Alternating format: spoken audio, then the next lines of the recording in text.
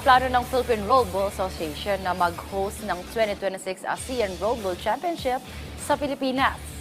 May ulat si teammate Jamaica Bayaka.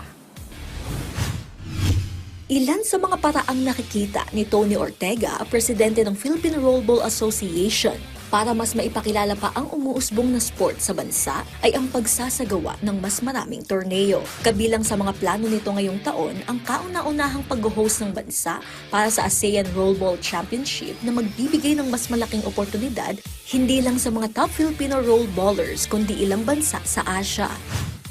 Initially, we've invited Singapore, Malaysia, Myanmar, and Vietnam, and hopefully Thailand. So there will be 4 to 5 countries who will compete.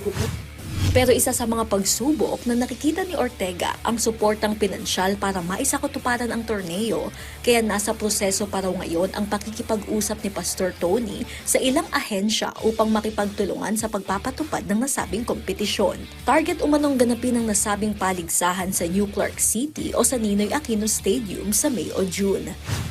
Na-establish na namin yung organization, yung ASEAN Rollerball Federation, but yung planning yan will commence on January. Our strong faith, no? Our deeper faith will keep us through, no? And at the same time, we need the help of the government agencies, no? The Philippine Sports Commission, the Philippine Olympic Committee, and other local government units, no?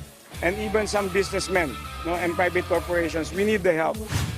Matatandaang nagtapos sa ikalimang pwesto ang bansa sa 4th Asian Rollerball Championship at nakakuha ng tiket sa World Cup sa Dubai nitong Disyembre. Naniniwala si Ortega na sa tulong ng mga partisipasyon ng Pilipinas sa mga torneyong ito, mas mapapalawak pa ang sport at mauhubog ang potensyal ng Pinoy sa nasabing laro.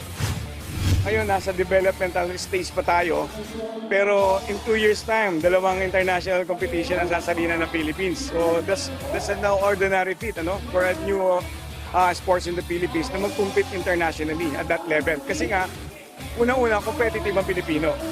At pangalawa, madali siyang mag-adapt kung anong sports yan.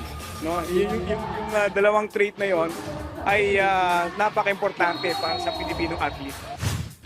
Jamaica Bayaka para sa atletang Pilipino, para sa bagong Pilipinas.